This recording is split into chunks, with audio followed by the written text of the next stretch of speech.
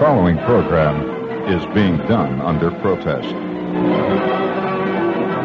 Oh, yes, we protested this with the league president. Oh, they're not going to do this. Oh, no. Saturday night, for crying out loud.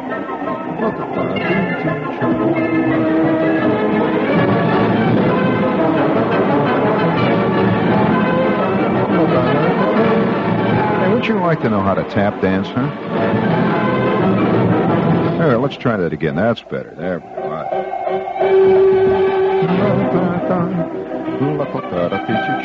Don't you wish you had talent?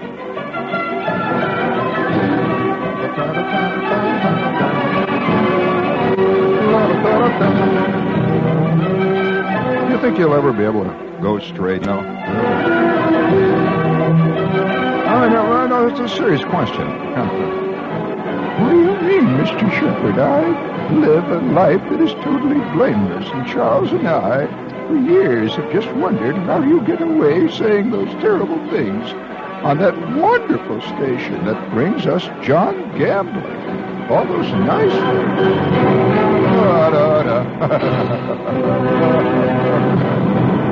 Oh, I'm just... Don't worry, there ain't nobody listening. It's all right. No, there isn't anybody. Hey, listen, I presume there's one or two victims out there who are listening.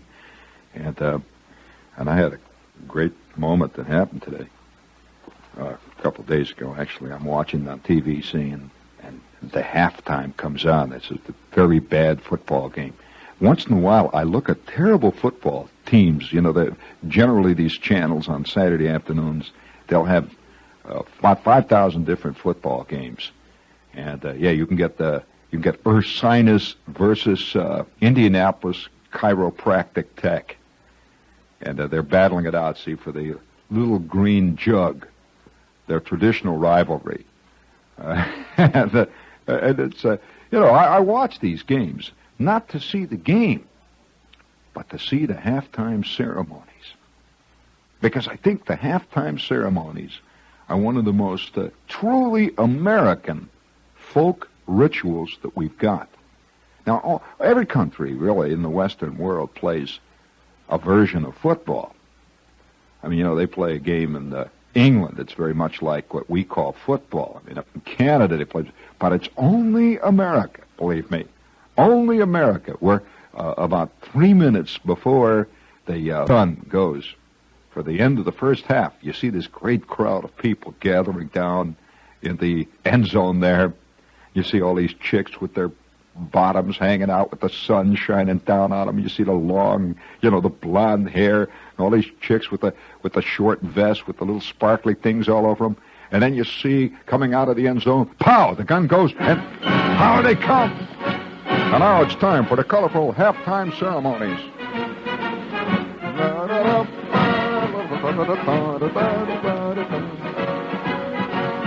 Oh, man, you talk about folk rituals. There's all kinds of wild, subterranean, Freudian overtones and undertones. It's all there, man. They go marching down. And there she is, the queen of homecoming. You can see the sun glinting on her braces. And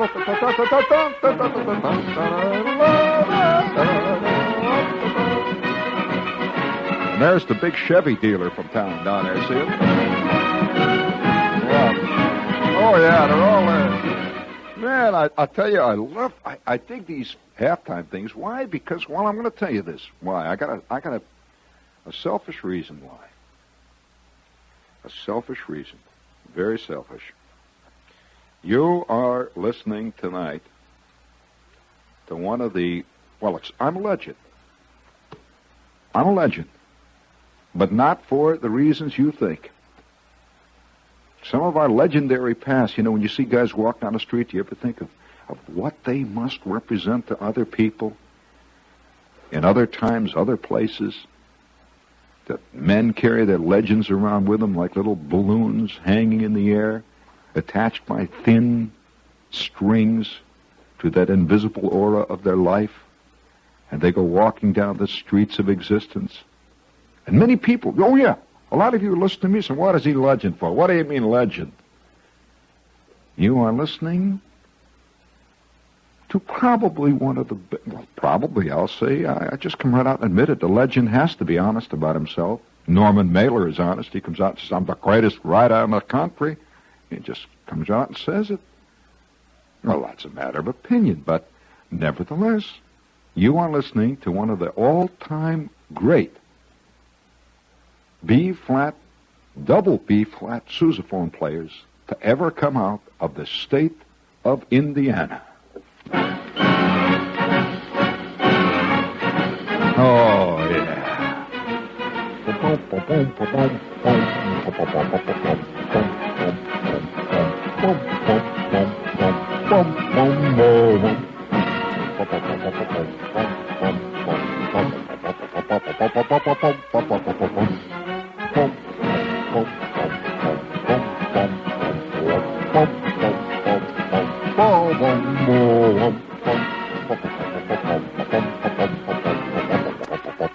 Here we go.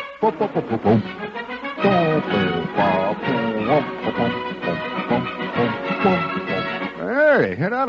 I still know the part. And now don't put it down. You reset that. The double B flat sousaphone is one of the most difficult instruments to master. Many, many are called, but few, friends, are chosen. It's one of the most difficult instruments to master for a number of reasons. First of all, you have to learn crosswind landings at an early age. Begin with, to try to play Semper Fidelis in a spanking 45-degree crosswind. That's making maybe 15, 20, 25 knots, gusting to 40 knots.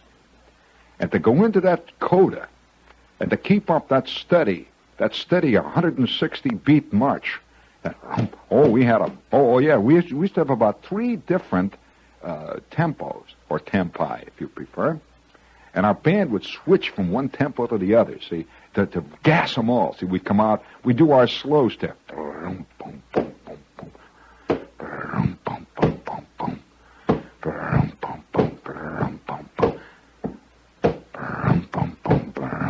You ought to try that sometime, Saul, okay?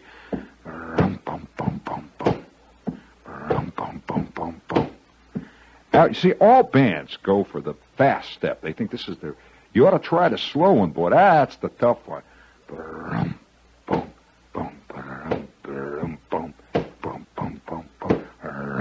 We'd come out. Then all of a sudden, Stinky Davis, our ace, fanatical, maniacal, Nazi-like top head drum major, would go wah, wah, wah, with his whistle. We'd go, we'd shift tempo in mid-step, not at the end of a step, mid-step. The crowd would roar, and then he would 2 quick, short blasts on the whistle. Whee! Wah! We'd crack into that Semper Fidelis. And there is Shepard. On the end there, 6 marching double B flat sousaphones, hitting into a spanking wind. And these were not plastic sousaphone, friends. These were magnificent, gold-plated, deluxe con double B flat sousaphones, catching the light, moving against that sharp, spanking wind, and cracking into Semper Fidelis. Listen to this.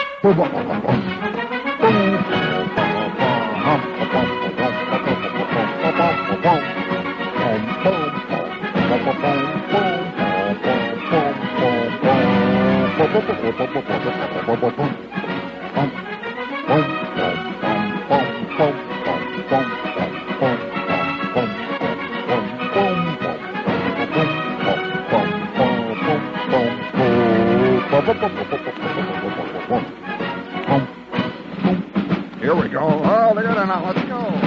The torches light up. The crowd is going ape.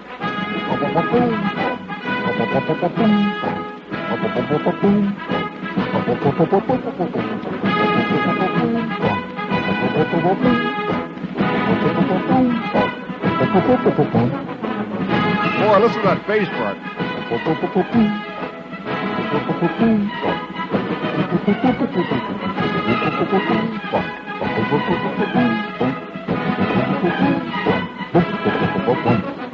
Boy, listen to that. Now, can you pick out the sousaphones in that piece? All right, come on, bring it up. Just you don't have to set it back. Listen. Now, listen to the sousaphone.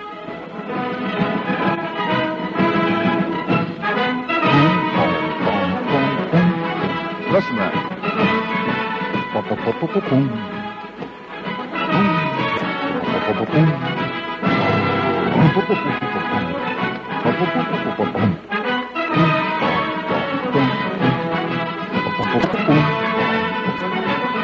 Oh, I want to tell you, even, I watched a band a couple of weeks ago. One of the greatest bands I think I ever saw in my life. Of course, probably you as a football sport type fan don't realize that bands have probably even more fantastic rivalries than the football teams that are between the that are between the band shows. And having played on both, I played football and was in a band at one time or another. I can appreciate both of the sides.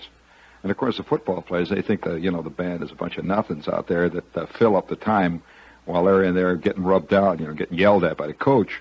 But actually, the band, on the other hand, figures that the football team really is the wrapping around the band. And now, you probably didn't know that, but it's quite true. And I'm not being funny. It's actually true. And of course, naturally, because you work so hard. I mean, to be in a top marching band, is really long, hard, dragging work in the hot sun. Now, one thing I've noticed, big changes come around in marching bands, because only a few of them are really today marching bands. There's a big difference between the marching band and the show band. Now, the show band is what you generally see. In fact, you'll notice that almost all bands today, the halftime ceremony, and you'll hear the announcer say, "And now, ladies and gentlemen, the Michigan band will do a selection of a medley from the Broadway musical Mame." They're always doing selections from Mame, or they're doing something like Oklahoma, or a salute to TV. The television themes of all the great television programs of the past. And now the University of Japip Band will do its famous salute to Peter Gunn. And then they play the theme to Peter Gunn. And this is, of course, the showbiz influence on the bands. But then once in a great while, you'll see a genuine, crack, absolutely top-flight marching band. And that's a specialized art. It has very little to do with doing a medley from Mame. And, 16,000 pom-pom girls are out there, and they're shooting off cannons and all that jazz. But a really top-flight marching band, one of the great all-time marching bands, in case you're interested in the New York Yankees of the marching band, is the University of Michigan. That almost every major band studies films of the University of Michigan marching band. Did you know that? Just like football teams study films of the opponents, marching bands will study films of, say, the University of Michigan. Also, there are other great marching bands around, like Florida State is another great marching band. But I saw a marching band here a couple of weeks ago out there rehearsing. Now, maybe you don't know about this whole problem of rehearsing in a marching band. But one of the worst things that I ever had happen in my whole academic life happened as a result of a rehearsal in a marching band. Now, you see a sousaphone to begin with. Most people call that a bass horn. It's not a bass horn. It's not a tuba. You hear people refer to it as a tuba, but a sousaphone is a sousaphone. And by the way, it was created by John Philip Sousa. And that's why it's called a sousaphone, of course. And the reason that it was called, why he invented this, was because he wanted to have a marching band when he was creating this whole, because the whole concept of the marching band really does stem back to Sousa. And when he wanted to build a great marching band, he wanted the great marching, which was the Army band, the U.S. Army marching band. He wanted a horn like the tuba, but that could be carried. And so they worked around and they finally designed the Sousaphone, which, as you know, is the horn that is carried on the shoulder, the great with the big bell over the top.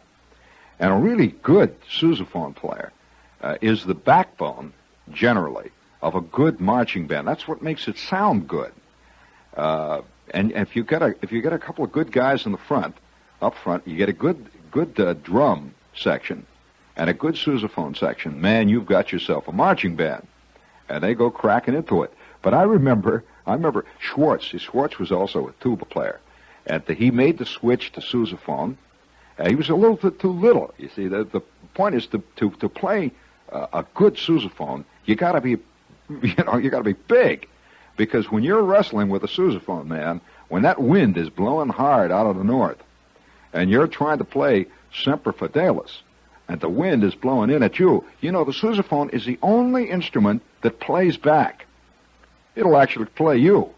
I mean, if you're not careful, that horn will start blowing you, and the next thing you know, high, thin notes are coming out of your ears. But on this particular day, we'd been working because we were heading for the state championship. Now, we have, how they have state marching band contests and championships and all that stuff. Well, and was an elite unit that was taken out of the concert band. We had a big concert band. We used to do all the show stuff. We used to do things like, what would be the equivalent of, and now we do a selection of medley from Mame and that. Well, out of this particular big band, which had about 125 pieces, they had selected this 66-member crack ace military marching band. Now, there were two parts of the marching band. One part, of course, was playing. What good is a band, if it can march like Billy be damned, but, plays out of left field somewhere. On the other hand, there are a lot of bands that can play great but can't march well. Now, the problem with having girls in a band is girls just don't walk the same as men. I mean, that's a fact, a physical fact.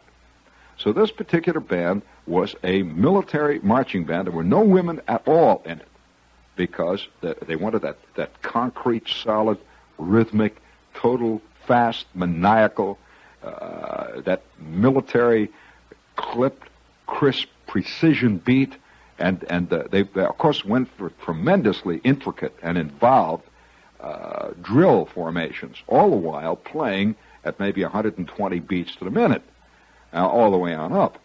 So we started to rehearse usually about June, something like that, right after school was out. Rehearsing every couple of days. We'd rehearse out in the hot sun for the big fall season, and so on. And once in a while, the band would get an invitation from someplace, to go play in these things. And so, when you made the marching band, after having been in the concert band and the orchestra and so on, it was like suddenly getting tapped on the shoulder that you are, you're really the big time, because you had to be able to play and march. And since this was a band that had won a lot of national awards and honors, you had to play well. They had auditions. In fact, we used to audition every year for the same job. In other words, if you weren't just put on this thing, every year had a re-audition. So guys would actually get cut from the band because someone would come up and could blow better. Well, every night, me and Schwartz and Snuffy Smith and a guy named Hermie Roller, we were the three ace guys in the sousaphone section. We would practice in the band room. Now, I'm sure a lot of you have gone to schools where you hear them tooting around, and you hear the band room once in a while down there, but you never quite know what's going on in there unless you're there. Well, every night at 3 o'clock, the four guys, and there were two guys that would practice in the morning. Fergie would practice in the morning, and another guy, they would practice because they didn't have the same study halls we had. And every night at 3 o'clock, me and Schwartz and Dunker, a couple of other guys, would start rehearsing our sousaphone work. And we'd first run over scales. Now, you don't just sit down and blow a sousaphone. Oh, no, you got to warm the sousaphone up. Did you know that? And furthermore, you got to warm your lip up because, man, if you don't do that, whoo, I mean, it's like going out and throwing a fastball in a ball game without warming up. You can kill your lip for life. And so we'd sit down and go, doo, doo, doo, doo, doo, doo, doo, doo, doo, doo, doo. Then you blow the thing out, get a little, open up a spit valve, and you take your. I used to carry my own mouthpiece. You see, we each had our own mouthpieces and so on. And I used to carry my German silver mouthpiece around in my pocket all the time. And I would carry it there so I would always have it warm. If you ever blow into a cold mouthpiece, friend, that's bad news. And so I'd carry this mouthpiece around in my pocket to keep it warm. And once in a while, when I was sitting, a regular class, like I'm sitting in, geometry or something like that, I have this mouthpiece, and I'm just holding it up in my fists, and I'm playing different numbers. I'm running over in my mind different things we played. And you can actually blow a horn, without the horn present. You blow it in your own mind. And so you take this mouth, you're blowing away there, and I'm thinking of the fingering, and I'm blowing the notes, and I'm playing everything. And I'm playing El Capitan, the NC4 March, I'm playing On the Mall, I'm playing Semper Fidelis, I'm playing all of them. See, El Capitan, and by the way, that was a groovy march. You ever heard El Capitan? You'll find it on that cut. Give me El Capitan. You'll find El Capitan on that cut. So you dig it out there, and while you're getting that queued up, El Capitan was a very important march for this particular band that I was in, because El Capitan was always the march that we used to make our entrance with. Every band, has a regular program. They work out this whole thing, and they rehearse this. They work on this thing all year long.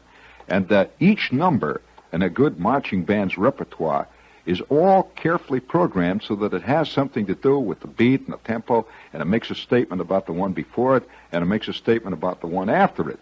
And this was the opening number, our what they call a fanfare number. And we used to come out with all the brass would come marching forward, see, and we're marching in place. Have you heard the band doing this? And the drummers are just using muffled sticks, see, so that they don't hear it all over the stadium. And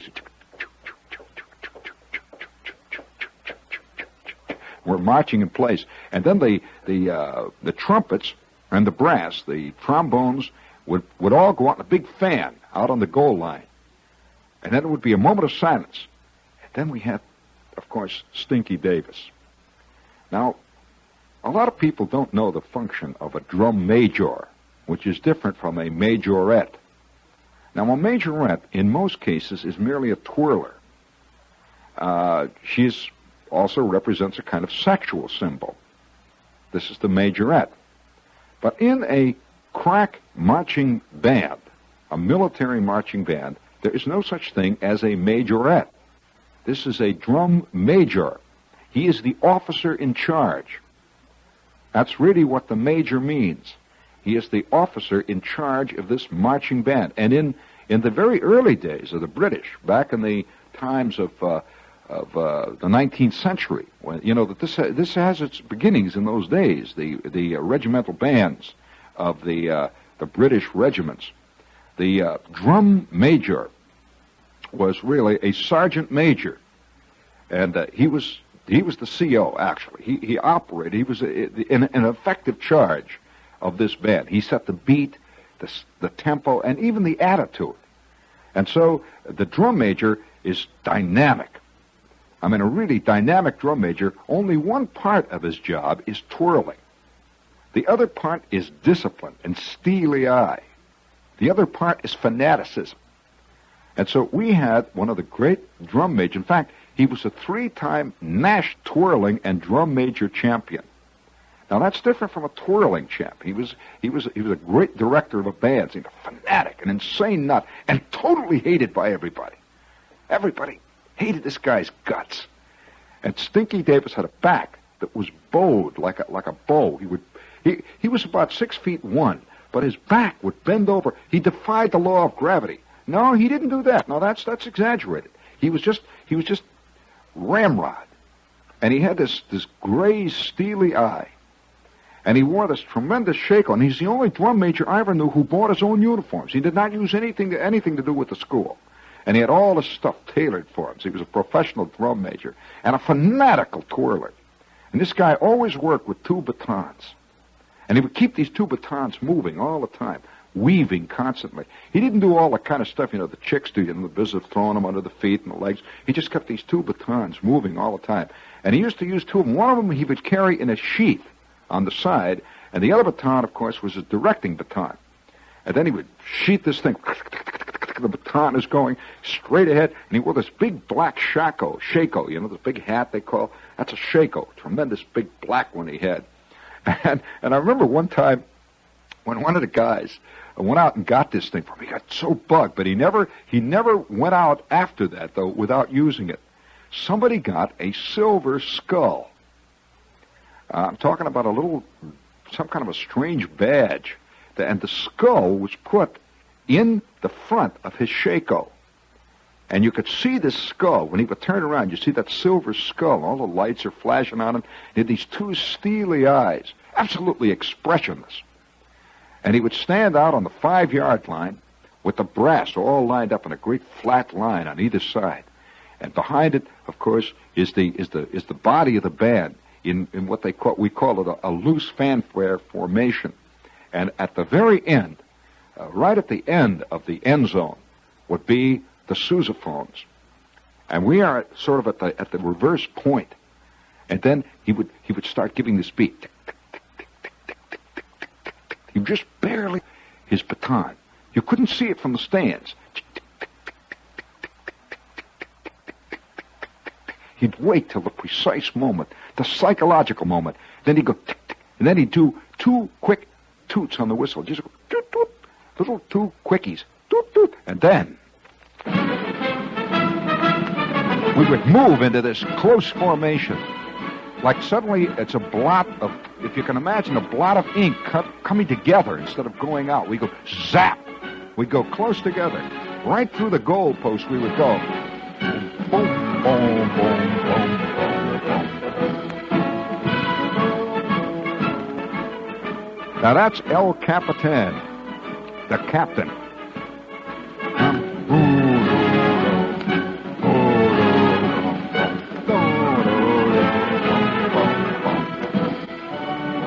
Then we would move straight on out to about the 40-yard line.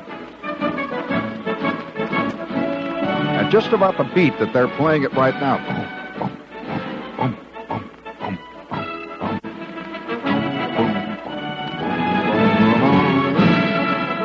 And then as we hit the 40-yard line, we would begin 2 long, thin lines that would move out towards each of the sidelines. The band would split in a great big Y. And right down the middle of the field, the 8 sousaphones would go straight down the middle of the field playing this part. Listen. Come on, bring it up. Come on, Ed. All right. Oh, hold it. What in the devil are you? Hold it. What are you doing in there? Good Lord. Holy smokes, we will be undone by knaves before it's all over. Let's try it again. Got it in there? Okay. And we would march down. Come on, let's go, Ed. Come on, don't just sit on your thumb. Bring it up. That's it. There we go. And we would split. By the way, that was Ed. Don't blame Herb for that one, gang. Go ahead. And we would split 2 great big hit-up parts.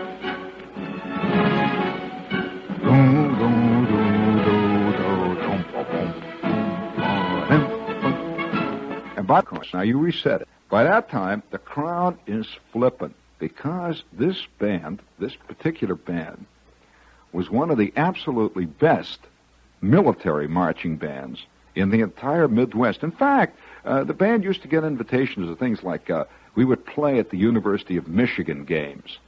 I remember one time we played in the halftime at the Notre Dame, Illinois game, which was, big, fantastic game. So these are big invitations. And it was a crack military band. Well, one night, old Shep, I knew everything that we did by heart. I mean, I knew every move. I knew every note, every fingering. One day, we're out rehearsal, see. Or maybe you know about these band rehearsals. There's something else again, friend. Especially under Stinky Davis. Stinky would rehearse us, first of all, by sections. And while, let's say, the reed and the clarinet sections, or maybe, let's say, the trombone section is out there working away, we would be working over on the other sideline, working what we're doing, the sousaphone section.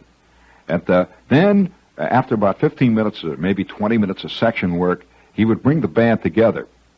And we had this guy who was the teacher, really. He was the top marching band director, at least in that area. And, in fact, wrote 2 textbooks on it, in case you're curious. Yeah, it's still used. And so he would look us over. And then he would say, all right, I want number 17, and he's up on a stand. He said, I want number 17 in the book. And, by the way, do you have On the Mall on that cut in there? Do you? You do. Look, just look. Lee, take a look at it quick. Get up there and move. Come on, hon, move. You can? All right, well, yeah, I thought you had it. Now, this one, he would say, all right, now, because we always used to work up with something fairly easy and fairly with it, see. And I remember his name was Wilson. Mr. Wilson would get up and he'd say, all right, now, I want all of you, he said, I want you to work on number 4 in a book. And we had our own band book. He says, on the Mall, and I want to hear crisp section work. I don't want to hear any of these drag notes. I don't want to hear anybody faking it either. I want crisp section work. And if you come to a section you don't know, don't fake it. I don't want to hear any faking. Because I can hear it. And we were all standing there waiting, see. Because you see, faking it is the thing you do. If you don't know the notes, you fake it. And if you're a good musician, you can get by with it. But not with Wilson. He'd stand there. He knew every note of every march that was ever published. And he could hear them all. And so he's up on this stand. See, if you think Toscanini was something with a symphony orchestra, you should have seen that Nut Wilson with a marching band, because he could hear every note. And he knew the exact tempo that everything should be played at. And he has these big horn-rimmed glasses. And he'd been an ace band director at about 3 universities, and he'd been himself a trumpet player in about 19 fantastic... He got scholarships for this, you know. He was a big-timer. And so he would say, all right, now, I want to hear number 4 in the book, and I want to hear it at this tempo. And he would go... He'd move his stick. All right, now, let's go. 1, 2, 3, okay. And he's listening. Oh. Every note. All right, who lost up in the clarinet section? Now, come on, pick it up. All right, somebody's faking at the French horns. Come on, now. If you don't know it, don't play it. All right, you're dragging, Sousaphones. You're dragging. Pick it up.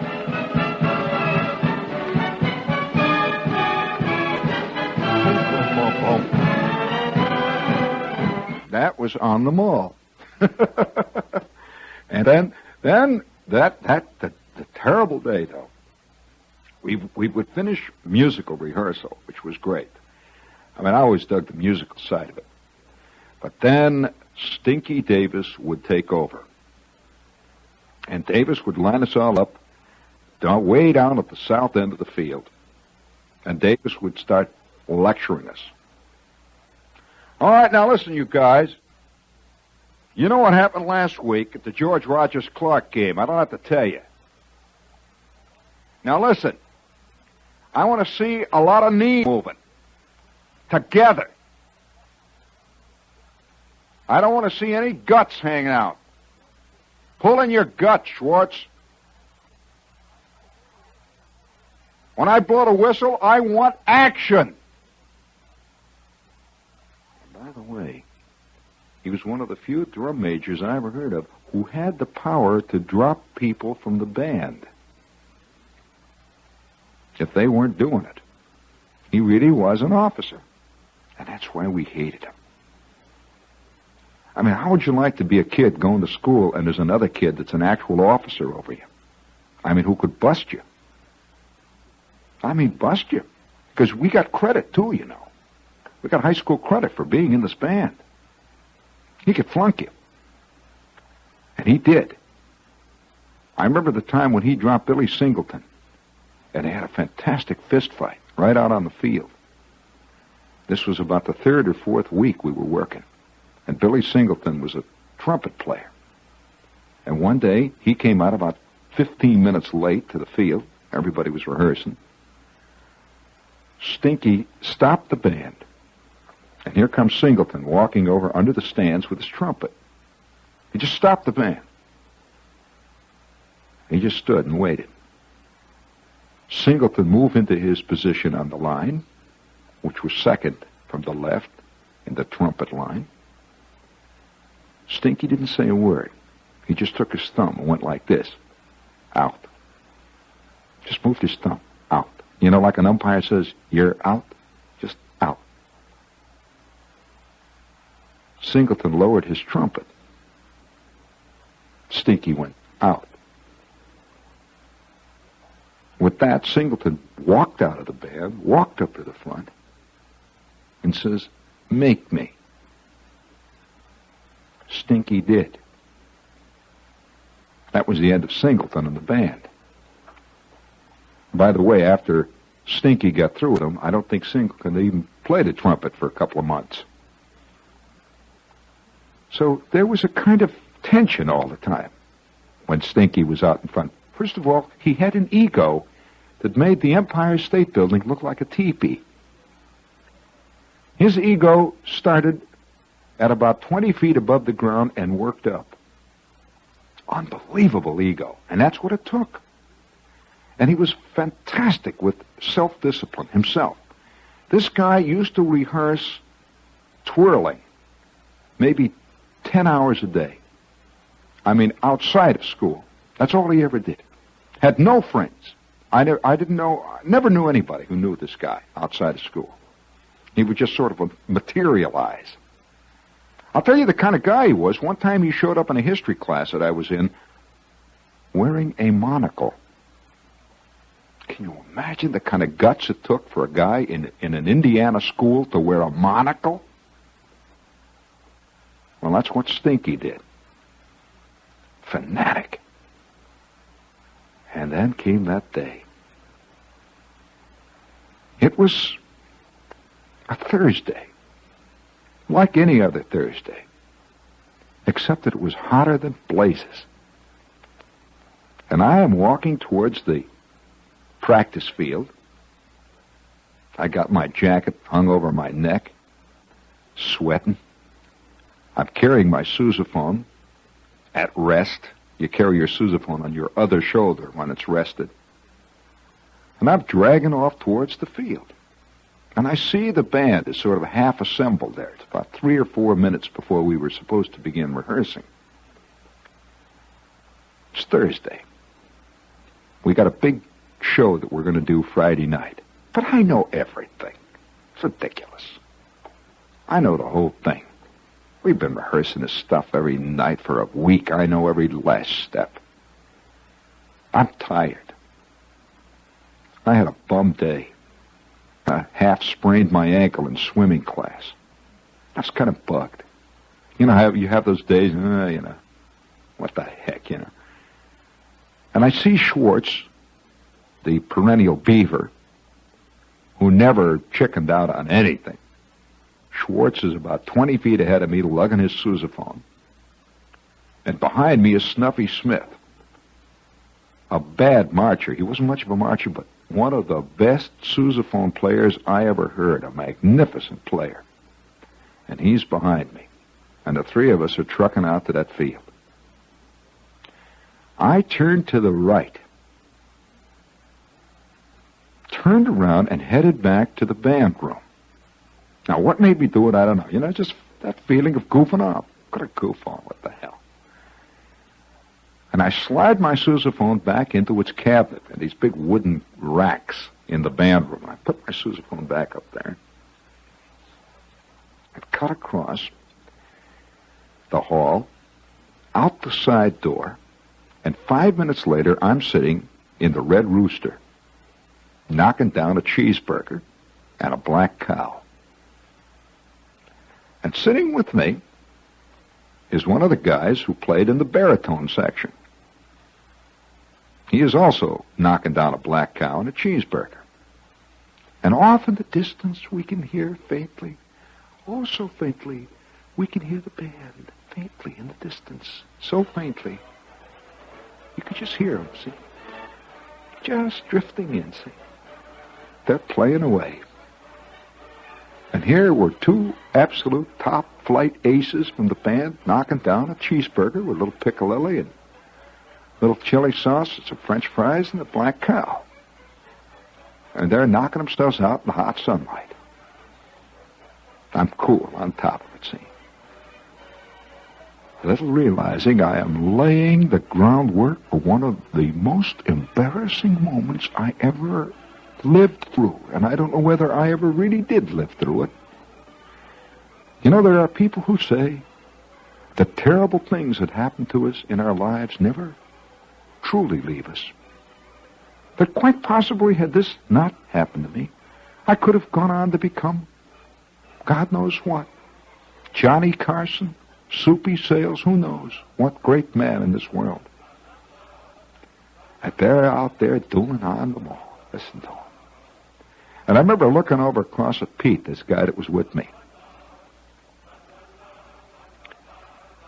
I said, Pete, it's too hot, the areas, right? And Pete says, yeah.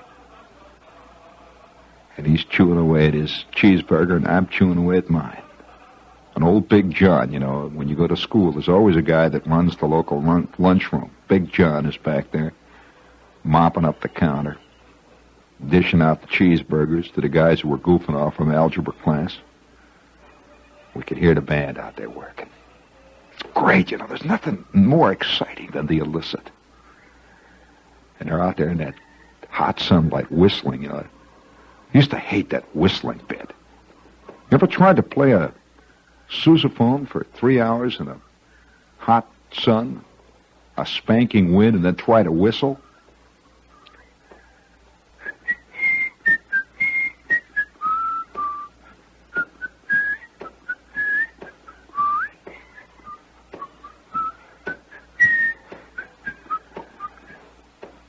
Yeah. We're sitting there knocking down the cheeseburgers. I said, I think I'll have another one. So I had another one. Just enjoying it. It was kind of cool in there. The air conditioning was going. And 5 minutes before the end of rehearsal, I got up and sort of sauntered out. And I knew that I would join the crowd and the band as they went trickling back to the band rehearsal hall. And that's what I did. The band came wandering back, all covered with sweat, and I just sort of walked in among them, along with Pete. On top of it, old Shep. And then came the moment. Would you please give me El Capitan, if you will? No, Semper Fidelis is when it actually happened. Give me Semper Fidelis. And when you get it sent up, let me know. So that night, I'm kind of taking it easy. Remember this. I'm also a state champion sousaphone player. You're listening to a guy who won the year before. I won a gold medal playing the sousaphone at the state contest. I was also a member of the crack marching band. We had more medals than we could put in a hat, each one of us. Now comes the big night. We are standing out in the end zone, ready for the big show. We move on out through El Capitan. Everything's cool and copacetic. We go through the NC4 march. Beautiful. We then knock off On the Mall. Right down the line. Shepherd is picking up his, moving his knees. Shepherd is blowing that sousaphone like he's seldom blown it before. There's 25,000 people watching every move of this great marching band. And out ahead of us, we had these big banners. We had two big banners. One banner was the U.S. flag, and the other banner was the flag that we had, the big school flag, a big purple flag that flowed, and behind it the big seal of the state of Indiana with gold fringe. And on it we had all these little medals that were sewn, these patches, various great awards that we had won. We'd won this, first place, number 1, gold medal, number 2, silver, gold, bronze, all over the world. We'd won these great medals, and our band is marching on out, just 2 flags ahead. And that drum section, boy, were they sharp that night. It was a beautiful, crisp night, one of those great groovy nights. We got down into the far end zone. Got that? We countermarched. We countermarched again. And Stinky Davis was moving us like some vast machine. And Shepherd, you know, you get that great feeling of being on top of it, man. I'm moving to the left and the right. My mind keeps saying left or blank. I'm playing the horn, right or blank. Left, forward, my counter, march, 1, 2, up, 1, 2. Then I'm moving back and forth. We're moving like some beautifully well-oiled machine. And now we are moving on out towards about the 30-yard line. And Stinky then motions for number 12 in the big book. This was our big thing. This is the hardest number we had, and it was always one of the big high points of our total show, Semper Fidelis. He gives that little motion, so he put up 2 fingers like that, meaning number 12 in the book, see? And then he goes, and we start playing it. Pow! And Shepherd rips into that first chorus, saying, "No, I'm moving like a shot." Everything's cool and copacetic. You got that, see, up to this point, right? Shepherd's moving. Look at him. Up ahead, he sees Singleton, Cousin Croft. This was 2 days before Singleton's last day in a band. We didn't know it at the time.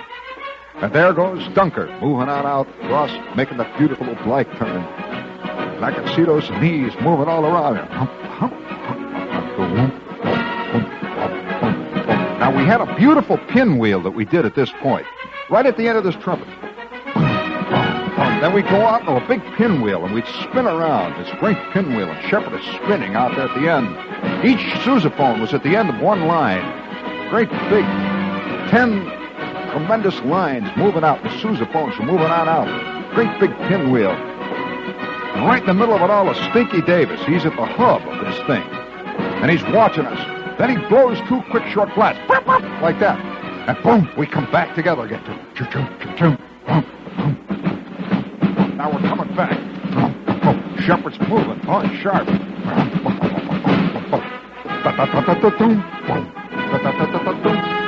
It's right at the end of this third cadenza. Stinky raises his baton and does something he had never done before. He gave 2 quick blasts of the whistle and a long one. So what the hell is this? What the hell's going on? Then all of a sudden, all around me, I see marching figures going in all different directions. Crash! A trombone smashes right into me. I spin around. Where the hell am I going? I see 3 clarinets going this way. I see a sousaphone player going up and down off that, and I follow him for a minute. He disappears. I see another clarinet going up. I don't know what they're doing. And all of a sudden, Shepherd is marching down the center of the field, all by himself.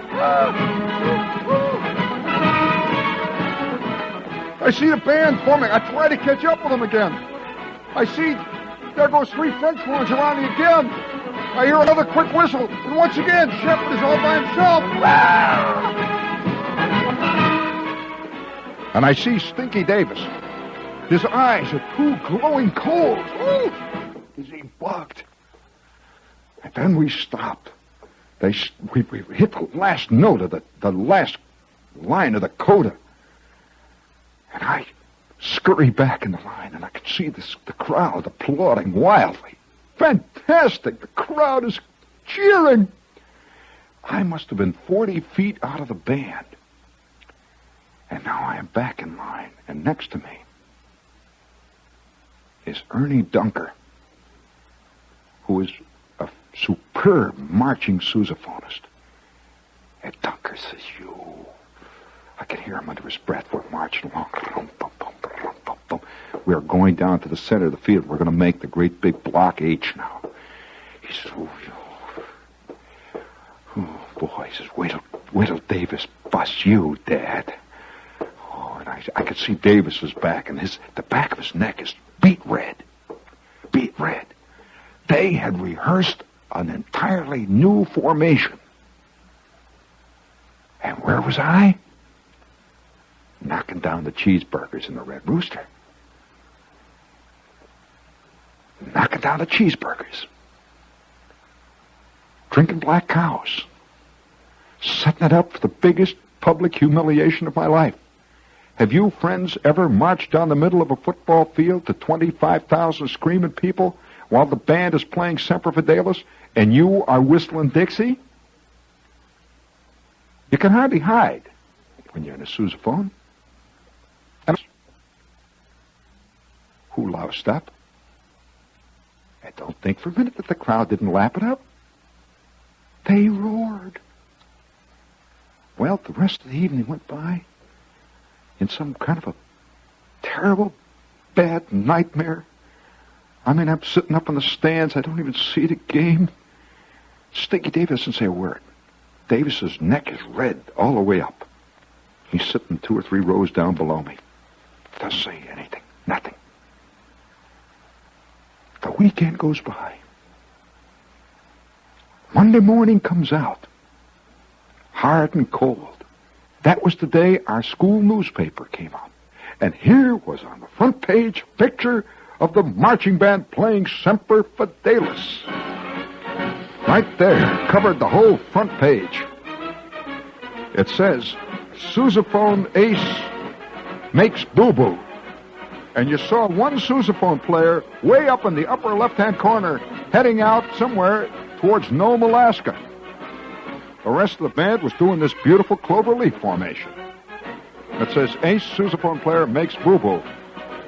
Crowd laps it up. It says, last night, at the big game between George Rogers Clark, the sousaphone player, seen in picture above, made the hit of the season. Oh, God, no. Well, I could hardly wait for the 7th period that day, which was band period. Yeah, I could hardly wait. 7th period arrives, Shepard drags in, looking sheepish, feeling like last week's mashed potatoes, and Mr. Wilson is up on the stand. The band now sits down, ready for indoor rehearsal. Mr. Wilson starts out by saying, that was the best halftime show we ever did.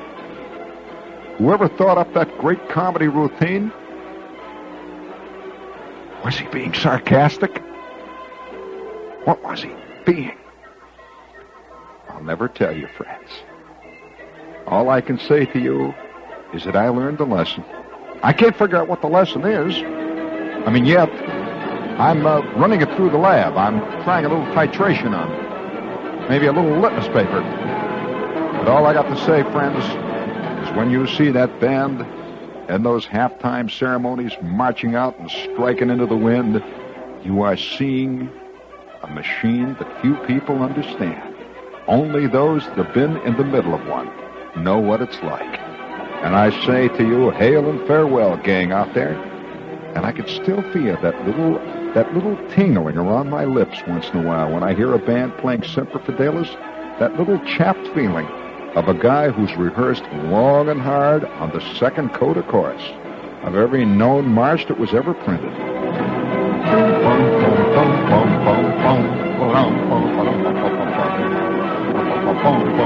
Oh, yeah. Come on, pick up them knees, you guys. Come on, move out, move out.